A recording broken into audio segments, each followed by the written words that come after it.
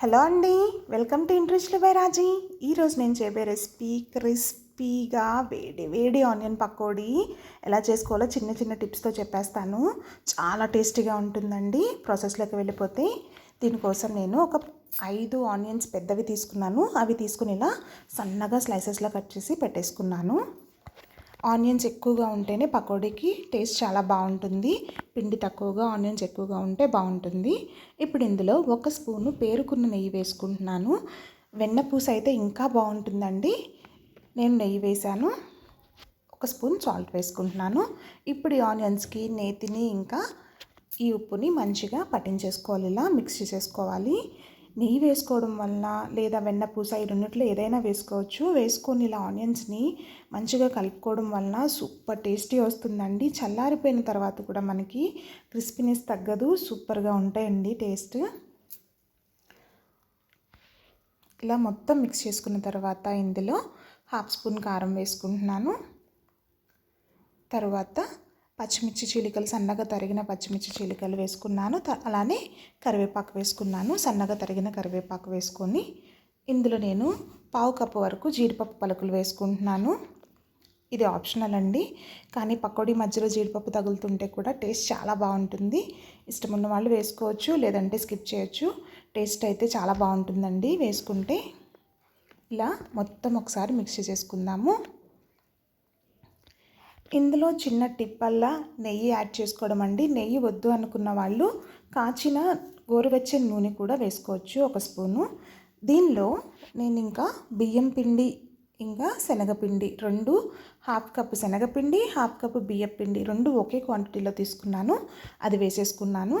వేసేసుకొని ఒకసారి ఉల్లిపాయల మిక్చర్ అంతా కలిపేసుకోవాలి. పిండి ఉల్లిపాయలు మొత్తానికి పట్టేలాగేలా మిక్స్ చేసేసుకోవాలి.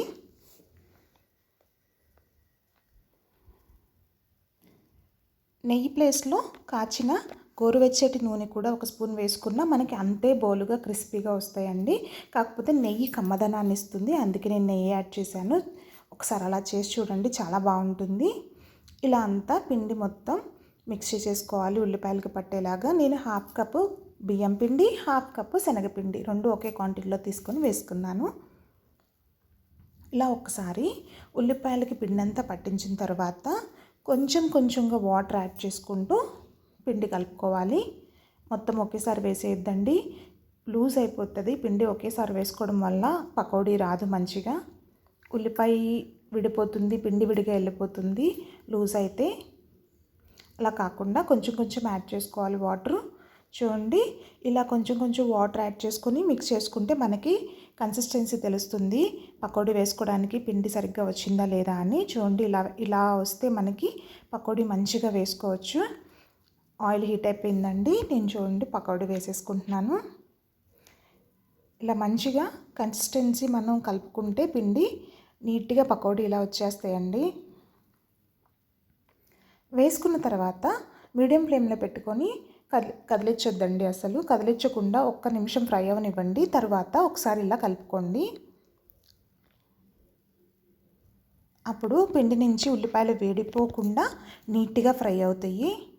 చూడండి, ఇలా తిప్పుకుంటూ గోల్డెన్ బ్రౌన్ వచ్చేంత వరకు మనం ఫ్రై చేసుకోవాలి. పకోడీ రెడీ అయిపోయింది. దీన్ని తీసి పక్కన పెట్టేసుకుందాము. అంతేనండి, వేడి వేడి క్రిస్పీ పకోడీ రెడీ అయిపోయింది. మనకి సూపర్ టేస్టీగా ఉంటుంది. మీకు ప్లేట్లో వేస్తున్నప్పుడు కూడా ఈ క్రిస్పీనెస్ అర్థమవుతుంది. వర్షం పడినప్పుడు సాయంత్రానికి సూపర్ స్నాక్ అండి ఇది. వేడి వేడి టీతో ఇలా వేడి వేడి పకోడీ తింటుంటే యమ్మీగా ఉంటుంది. మీకు కనుక నా వీడియో నచ్చినట్లయితే please like, share and subscribe my channel అండి. Thanks for watching.